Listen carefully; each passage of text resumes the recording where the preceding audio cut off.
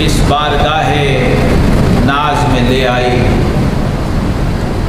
اور اللہ کے محبوب اور پیارے بندے حضرت مبارک صاحب اخوندزادہ سیف الرحمن میر عرشی نور اللہ مرکزہ کے صدقے، ان کے وسیلے سے اور ان کے طفیل رب ذوالجلال نے جو نعمتیں ہمیں عطا کیں، اس میں سے ایک عظیم نعمت یہ ہے کہ ہمیں نسبت مجددیہ عطا فرمائے۔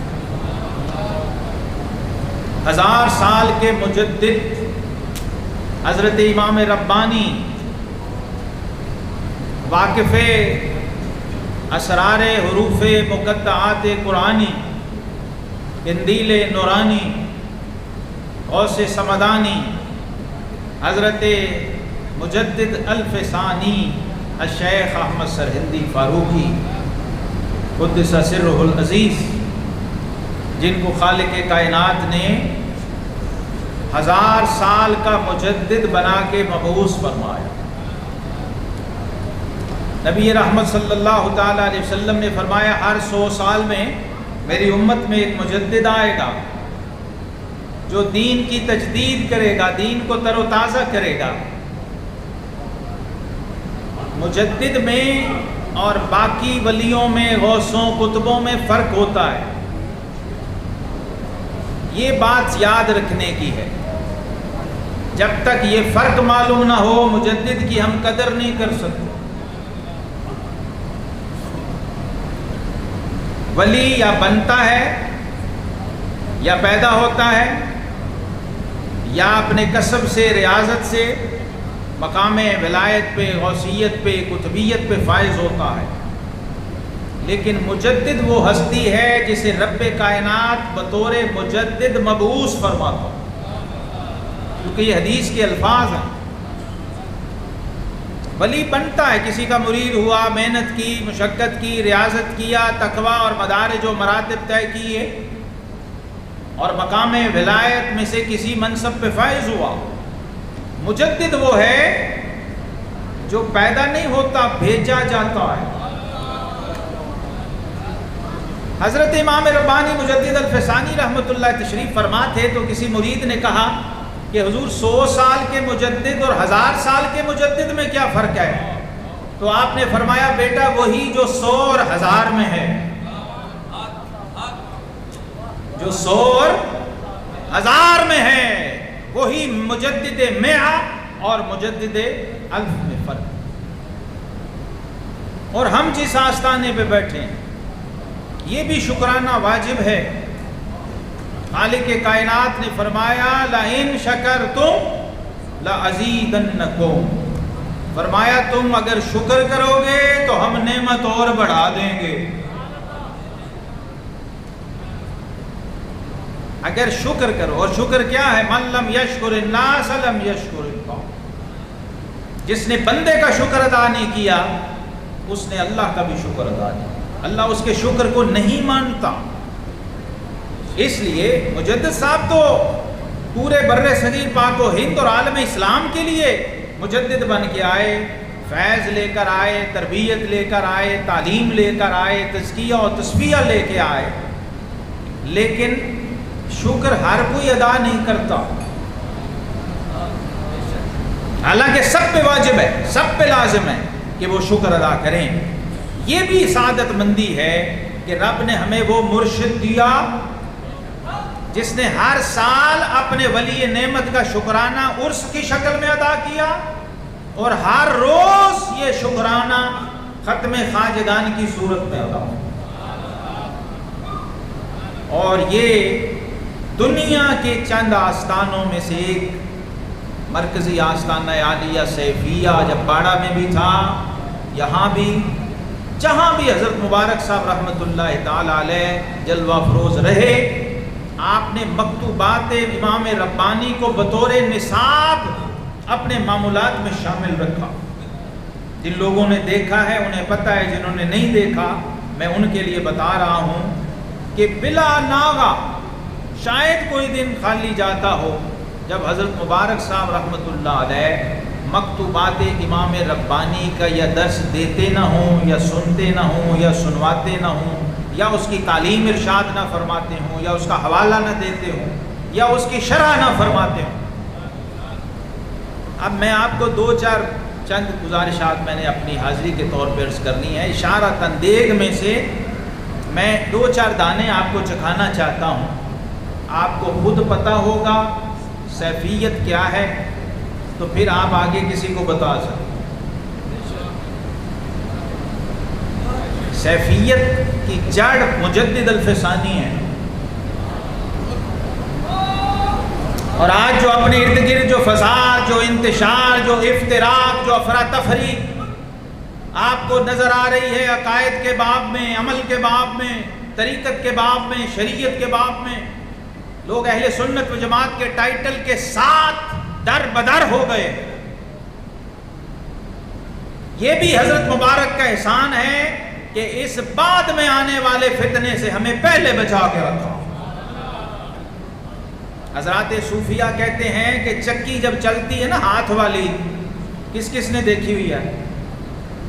شاباش، مجھے امید تھی کہ اتنوں نے دیکھی ہوگی۔ ہاتھ والی چکی جس میں آٹا پیستے ہیں، وہ کہتے ہیں کہ اوپر سے اماں جب دانے ڈالتی ہے تو ثابت ہوتے ہیں، نیچے سے کیا نکلتا ہے؟ پس کے آٹا، اس کا دانے کا نام و نشان مٹ جاتا ہے، اس کی شکل بدل جاتی ہے، اس کا ذائقہ بدل جاتا ہے، اس کی تاثیر بدل جاتی ہے۔ لیکن جب وہ اماں اوپر والی چکی اٹھاتی ہے تو چند دانے پھر بھی ثابت ہوتے ہیں۔ وہ کہتے ہیں باب صوفیہ درویش، وہ کہتے ہیں وہ دانے اس لیے بچ گئے کہ انہوں نے کلی نہیں چھوڑی۔ نعرہ تکبیر، اللہ، نعرہ رسالت، یا رسول اللہ، نعرہ حیدری، میزان مرشدی، پیر ارچی مبارک، پیر ارچی مبارک، پیر ارچی مبارک۔ وہ دانے جو اس کلی کے ساتھ چپکے رہے، چمٹے رہے، اس کا دامن نہیں چھوڑا، وہ بچ گئے۔ میں آج آپ کو بتاؤں کہ یہ لفظ کتب جو آپ سنتے ہیں نا، کتب، یہ کتب اس کلی کو کہتے ہیں، اس ہتھی کو کہتے ہیں، اس ہینڈل کو کہتے ہیں جو اسے چکی کے اوپر لگا ہوتا ہے۔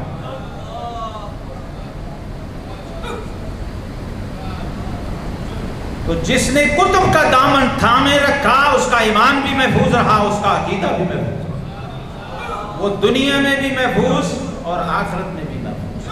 ہمیں رب نے وہ مرشد کامل عطا فرمائے ہیں جنہوں نے حضور امام ربانی مجدد الفسانی کی تصویر خود بن کے دکھایا، خود مجدد الفسانی کی عملی تفسیر بنے حضرت امام مبارک صاحب رحمۃ اللہ تعالی علیہ، اور مبارک حضرت مجدد علیہ الرحمہ کے معارف کو آپ فرمایا کرتے تھے کہ یہ مدارج ہیں صحت عقیدہ۔ حضرت مجدد کی تعلیمات کا خلاصہ 6 لفظوں میں مبارک صاحب نے کیا ہے۔ کہتے ہیں صحت عقیدہ، علم و عمل، وجد و حال، علوم و معارف۔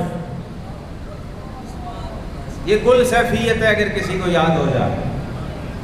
مجدد صاحب کی کل تعلیمات سب سے پہلے عقیدہ اہل سنت و جماعت کے مطابق ہو۔ اگر کوئی شک، کوئی جز بھی ان بزرگوں کی تعلیمات سے ٹکرا گیا تو وہ شخص ڈی ٹریک ہو گیا، وہ دائرہ سنیت سے خارج ہو گیا۔ اعلی حضرت امام اہل سنت مولانا شاہ احمد رضا فاضل بریلوی رحمۃ اللہ تعالی علیہ، حضرت علی المرتضیٰ کی شان میں سلام میں آپ نے لکھا کہ دافع نسب و تفضیل و رفض و خروج، دافع نسب و تفضیل و رفض و خروج، حامی دین و ملت پہ لاکھوں سلام۔ تو یہ حضرت مجدد کا فیض تھا جو آگے ہر مجدد نے لیا اور امت کو پہنچایا۔ حضرت امام ربانی مجدد الفسانی رحمۃ اللہ تعالی علیہ کے معارف، آپ کی تعلیمات اس درجے کی تھیں کہ سیرت نگاروں نے لکھا ہے کہ 3 طرح کی آپ کی مجلس ہوتی تھی۔ ایک عام سالکین کی مجلس تھی، جس میں عام احوال و کیفیات بیان ہوتے تھے. ایک آپ کے خاص خلفاء اور صاحبزادوں کی مجلس تھی جس میں وہ بلند معارف بیان ہوتے جو عام مجلس میں نہیں ہوتے تھے. اور آپ کے معارف کا ایک درجہ وہ بھی تھا جو آپ نے کسی سے شیئر نہیں کیا، وہ آپ کے اور آپ کے رب کے درمیان تھا. اس لیے آپ فرماتے ہیں لوگوں ظاہر میں تو میرا مرشد خواجہ محمد باقی باللہ ہے، لیکن حقیقت میں میرا مرشد حقیقی ذات الباقی ہے. مقام توحید میں آپ اس درجے پہ گئے اور فرمایا کہ جو پیر مرید کو مقصود بنائے مشرک ہے، اور جو مرید پیر کو مقصود بالذات سمجھے وہ بھی مشرک ہے. دونوں کا مقصود اگر رضائے الہی ہے تو دونوں حق پہ ہیں، دونوں صحیح راہ پہ جا رہے ہیں. اور یہ جملہ میں روئے زمین پہ بڑے ملکوں میں گیا ہوں اور یہ اللہ کا احسان ہے اور میرے مرشد کا فیض ہے.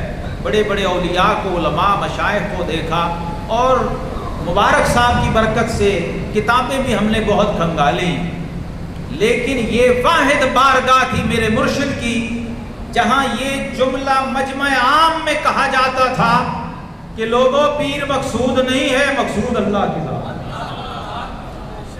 آپ میں کوئی بندہ نہیں ہوگا، کئی آپ شہروں، علاقوں، گلیوں، کوچوں کے پورے پاکستان، پنجاب کے لوگ ہیں، کسی نے یہ جملہ کبھی کسی آستانے، ممبر، محراب، مینار سے، کسی خطیب سے، وائس سے، عالم سے، مجتہد سے سنا؟ اور بولو سلفیو، نہیں سنا. یہ ہے میرے مرشد اور یہ ہے مجدد الفسانی کا فیض.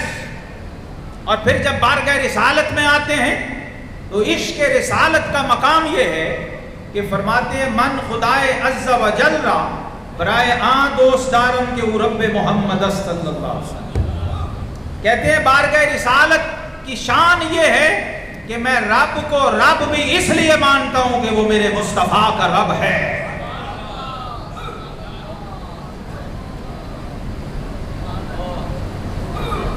یہ قرآن کا فیض ہے، یہ صدیق اکبر کا فیض ہے، یہ نسبت صدیقی کا فیض ہے جو غار ثور سے لنگر چلا تھا اور سینہ مجدد میں آیا تھا. یہ اس کا فیض ہے. حضرت مجدد صاحب کو اللہ نے عجیب کمال دیا ہے کہ نسباً آپ فاروقی ہیں، نسبتاً صدیقی ہیں. خون رگوں میں خون فاروق اعظم کا دوڑ رہا ہے اور روح میں فیض صدیق اکبر کا جاری ہے. تو یہ نسبت جمع ہو تو اس سے سلسلہ سیفیہ کہتے ہیں. جب آپ پیدا ہوئے تو آقا کریم امام الانبیاء والمرسلین صلی اللہ تعالی علیہ وسلم نے آپ کے والد کو بشارت دی. فرمایا شیخ عبدالاحد سرہندی آپ کے اور بھی بچے ہیں، لیکن اب جو بیٹا پیدا ہوگا یہ ہمارا نائب وارث اور جانشین ہے اور اس سے اللہ بہت بڑا کام لے گا ہماری امت کا. اس لیے اس کا نام ہمارے نام پہ احمد رکھنا. یعنی آقا کریم علیہ السلام نے خود نام رکھا. تو فرماتے ہیں جب پیدا ہوئے تو بھی دودھ پیتے تھے کہ بیمار ہو گئے. ابھی آپ نے اشعار سنے حماد سیفی سے منقبت میں. آپ بیمار ہوئے تو سب سے پہلا فیض جو مجدد صاحب کے باطن میں اترا وہ فیضان غوثیہ ہے، سلسلہ قادریہ کا فیض ہے. تو آپ کے والد گرامی مرید تھے حضرت شاہ کمال کیتھلی رحمۃ اللہ علیہ کے، جو غوث پاک کی لڑی اور سلسلے میں وہ ہستی ہیں جن کے بارے میں حضور مجدد پاک نے فرمایا بعد میں کہ جب میں نے نگاہ ولایت سے دیکھا سلسلہ قادریہ کی صف کو تو غوث پاک کے بعد مجھے شاہ کمال کیتھلی سے بڑا صاحب کمال بزرگ نظر نہیں. وہ حضرت مجدد صاحب کے والد کے مرشد ہیں اور آپ کے دادا مرشد ہیں. جب بیمار ہو گئے تو والد گرامی گئے اپنے مرشد کی خدمت میں اور کہا کہ حضرت بچہ بیمار ہو گیا ہے اور بچنے کی امید نظر نہیں آتی. تو شاہ کمال کیتھلی نے فرمایا میں خود چلتا ہوں، میں خود جا کے بچے کو دیکھتا ہوں. آپ تشریف لائے، جب بچے کو گود میں اٹھایا تو فرمایا شیخ عبدالاحد سرہندی اللہ اس بچے کو بڑی عمر دے گا کیونکہ اس سے بڑے کام لینے ہیں، یہ امت کا بڑا کام کرے گا۔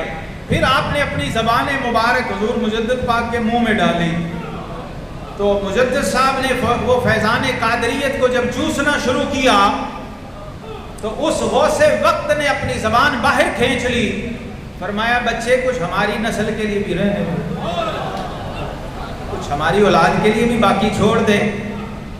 تو فرمایا کہ تمہارا بیٹا ابھی دودھ پیتے اس کا اتنا بڑا ظرف ہے کہ ہماری پوری نسبت چوس گیا اور جذب کر گیا، یہ بڑا ہو کے کیا بنے گا۔ پھر سلسلہ چشتیہ صابریہ کا فیض بھی آپ کو اپنے والد کی نسبت سے ملا، سلسلہ سہروردیہ کا فیض بھی ملا، آخر میں جا کے آپ سلسلہ نقشبندیہ میں حضرت خواجہ خواجگان خواجہ محمد باقی باللہ رحمۃ اللہ علیہ کے مرید۔ جن لوگوں کو یہ غلط فہمی ہے میں اس لیے دہرا رہا ہوں کہ ہم سب سے پہلے قادری ہیں، پھر چشتی ہیں، پھر سہروردی ہیں، پھر نقشبندی ہیں۔ آخر میں حضور مجدد پاک سلسلہ نقشبندیہ میں مرید ہوئے، اور اس میں راز کیا تھا وہ آپ کے پیر و مرشد نے خود بیان کیا۔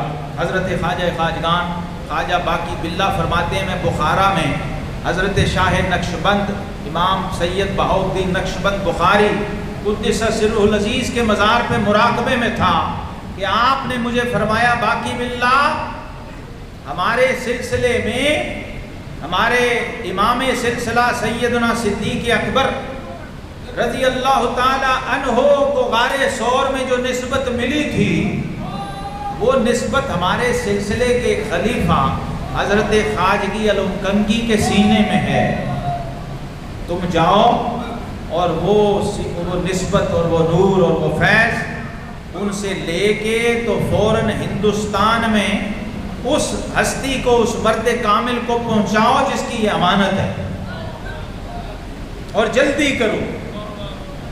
آپ فرماتے ہیں میں وہاں سے اٹھا اور اپنے مرشد حضرت خواجگی علم کنگی رحمۃ اللہ علیہ کی خدمت میں آیا، تو جب تھوڑی تاخیر ہو گئی تو رستے میں مجھے مکاشفے میں اشارہ ہوا کہ باقی باللہ جلدی آؤ ہم انتظار کر رہے ہیں۔ کہتے میں پہنچا تو آپ نے فرمایا کہ کیسے آئے ہو؟ انہوں نے کہا جی مجھے اشارہ ہوا تو میں آپ کی خدمت میں آ گیا۔ آپ نے فرمایا کہ وہ نسبت جو غار ثور میں بارگاہ رسالت سے سینہ مصطفیٰ سے سینہ یار غار میں گئی ہے وہ اب اس فقیر کے سینے میں ہے، اور وہ اب میں تمہیں دیتا ہوں، تم جا کے اس ہستی کو پہنچا دو جس کا یہ حق ہے، جس کی یہ امانت ہے۔ تو آپ فرماتے ہیں وہ نسبت مجھے عطا کی گئی، میرے سینے میں ڈالی گئی، اور پھر میں نے خواب بھی دیکھا کہ ایک طوطا وہ میرے ہاتھ پہ آ کے اڑ کے بیٹھا اور میں نے اس کے منہ میں شکر ڈالی، پھر اس نے میرے منہ میں شکر ڈالی۔ یہ بھی بشارت ہوئی، اپنے مرشد کو بتایا تو انہوں نے کہا کہ طوطا ہندوستان کا باشندہ ہے، معلوم ہوتا ہے کہ طوطا ہندوستان کا پرندہ ہے، لگتا ہے کہ ہندوستان کا کوئی شخص تم سے فیض لے گا اور پھر تمہیں فیض دے گا، لہذا تم ہندوستان جاؤ۔ تو آپ فرماتے ہیں کہ میں ہندوستان پہنچا اور پھر شیخ احمد سرہندی رحمۃ اللہ علیہ سے میری ملاقات ہوئی، میں نے وہ فیض اور وہ نعمت ان کے سینے میں منتقل فرمائی۔ 2.25 مہینے میں حضرت مجدد پاک رحمۃ اللہ تعالی علیہ کو پورا سلوک حضرت خواجہ باقی باللہ نے طے کروایا، اور پھر اجازت و خلافت بھی عطا کی۔ بعض پیر بھائیوں نے اعتراض بھی کیا کہ حضور ہمیں تو سالوں کے سال گزر گئے، تو یہاں 2.25 مہینے میں آپ نے سارا سلوک ان کو طے کر دیا۔ تو خواجہ باقی باللہ رحمۃ اللہ علیہ نے ایک تاریخی جملہ اس موقع پہ فرمایا، آپ نے فرمایا کہ لوگوں شیخ احمد سرہندی کو اپنی نظر سے نہ دیکھو، میری نظر سے دیکھو۔ فرمایا شیخ احمد آفتابیس کے مثل با ہزاراں ستارگاں در ضمن ایشاں گومند۔ فرمایا شیخ احمد سرہندی ولایت کا وہ آفتاب ہے جس کی کرنوں میں باقی باللہ جیسے کئی ستارے گم ہو جائیں۔ اب جس کے مرشد یہ کہہ رہے ہوں تو آپ سوچئے کہ اس کے مریدوں کا اور خلفاء کا کیا عالم ہوگا۔ آخری بات میں عرض کرتا ہوں، یہ وہ لوگ ہیں جنہوں نے دیکھا ہے، جو اہل مشاہدہ ہیں، اہل حال ہیں، حضرت مرزا مظہر جان جاں شہید رحمۃ اللہ تعالی علیہ کہتے ہیں کہ مجھے نبی کریم علیہ الصلوۃ والتسلیم کی زیارت ہوئی، تو میں نے عرض کیا حضور زیارت بھی کہتے ہیں ایسے ہوئی کہ میں آقا کریم علیہ السلام کے اتنے قریب تھا کہ آپ کی نورانی سانسیں ان کو بھی اپنے چہرے پہ محسوس کر رہا تھا، اتنا قرب تھا، میرا چہرہ آپ کے سینہ مبارک کے بالکل قریب تھا۔ تو میں نے عرض کی آقا آپ شیخ احمد سرہندی کے بارے میں کیا فرماتے ہیں؟ تو امام الانبیاء والمرسلین صلی اللہ علیہ وسلم نے فرمایا مثل ایشان در امت من کیست، فرمایا مرزا مظہر جانے جہاں ان جیسا میری امت میں دوسرا ہے ہی کوئی نہیں۔ حضرت مجدد الفسان اور کہا کہ حضور ان کے مکتوبات کے بارے میں آپ کیا فرماتے ہیں؟ تو آقا کریم علیہ السلام مسکرائے اور فرمایا تمہیں کچھ یاد ہے ان کے مکتوبات سے؟ عرض کیا حضور یاد ہے، تو فرمایا سناؤ۔ تو کہتے ہیں میں نے یہ عبارت پڑھی کہ فَإِنَّهُ سُبْحَانَهُ وَتَعَالَى وَرَاءُ الْوَرَا وَرَاءُ الْوَرَا وَرَاءُ الْوَرَا، اللہ کی شان تنزیہی کو بیان کیا، شان توحید، جو اللہ کے محبوب کے شایان شان تھا کہ یہ مضمون ان کے سامنے پیش کیا جائے۔ تو آقا کریم علیہ السلام نے خوش ہو کے تبسم فرمایا اور داد دی اور فرمایا یہ انہی کا حصہ ہے۔ ایسا کلام مجدد الف ثانی ہی کر سکتا ہے، یہ عام متکلم کا کلام نہیں۔ حضرت خواجہ باقی باللہ حاضرین محترم، آپ کے پیر و مرشد نے آپ کے معارف کے بارے میں فرمایا تھا، اور یہ آخری بات ہے، میرا خیال ہے اس سے آگے کوئی بات کہی نہیں جا سکتی۔ خواجہ باقی باللہ نے جب آپ کے مکتوبات دیکھے، آپ کے معارف دیکھے، تو آپ نے فرمایا یہ وہ بلند ترین معارف ہیں کہ یہ انبیاء کرام علیہ السلام کے مطالعے میں آئیں تو وہ اس کی داد دے سکتے۔ انبیاء کرام، نبی اور رسول ان معارف کی داد دے سکتے، کیونکہ یہ وہ ذات پاک ہے، وہ ہستی ہے جو روح پاک مصطفیٰ صلی اللہ علیہ وسلم کے زیر سایہ پروان چڑھی ہے، اور ان کا سایہ حضرت مبارک رحمت اللہ علیہ کی ذات گرامی پر ہے، جنہوں نے ساری زندگی معارف مجددیہ کو پڑھا بھی، پڑھایا بھی، سنا بھی، سنایا بھی اور نافذ کر کے بھی دکھایا۔ حضرت مجدد صاحب کا مزاج کیا ہے؟ میں آخری جملہ عرض کر دوں، مجدد صاحب کی تعلیمات اور مزاج کو اگر آپ نے سمجھنا ہو تو اتنا کافی ہے کہ آپ فرماتے ہیں کہ سونے کے پہاڑ بھی اللہ کی راہ میں کوئی صدقہ و خیرات کر دے تو اس سے زکوٰۃ کا 1 پیسہ ادا کرنا افضل ہے۔ آپ 1000 دیگ پکا کے چڑھا دیں کہیں نفلی صدقے کے طور پر اور زکوٰۃ فرض ادا نہ کریں تو حضور مجدد پاک فرماتے ہیں جس کے فرض پورے نہ ہوں اس کے نفل نہیں ہوتے۔ حضرت مجدد الفسانی فرماتے ہیں کہ سنت کے مطابق دوپہر کو 20 منٹ کا قیلولہ یہ کروڑوں غیر مسنون شب بیداریوں سے بہتر ہے۔ حضرت مجدد الفسانی رحمت اللہ تعالی علیہ فرماتے ہیں کہ نفل با جماعت پڑھنا یہ مکروہ تحریمی ہے، اور مکروہ تحریمی گناہ ہے، اور گناہ کو ثواب سمجھ کے کرنا بندے کو دائرہ ایمان سے خارج کرتا ہے۔ حضرت مجدد الفسانی رحمت اللہ تعالی علیہ فرماتے ہیں کہ نیت دل کا کام ہے، زبان کا نہیں۔ نیت کس کا کام ہے؟ دل کا، اور یہ فرض ہے۔ آپ فرماتے ہیں کہ زبان سے صرف نیت کر لے اور دل میں نہ کرے تو اس کا عمل قبول نہیں ہوتا۔ حضرت امام ربانی مجدد الفسانی رحمت اللہ تعالی علیہ کی تعلیمات کو میں نے کم از کم عملاً اگر دیکھا کہیں تو حضرت مبارک صاحب رحمت اللہ تعالی علیہ کی ذات گرامی تھی۔ یہ چند اشارے میں نے عرض کیے، اللہ ہمیں حضرت مجدد پاک کے معارف کو سمجھنے کی اور ان پہ عمل کرنے کی توفیق عطا فرمائے۔ وآخر دعوانا ان الحمد للہ۔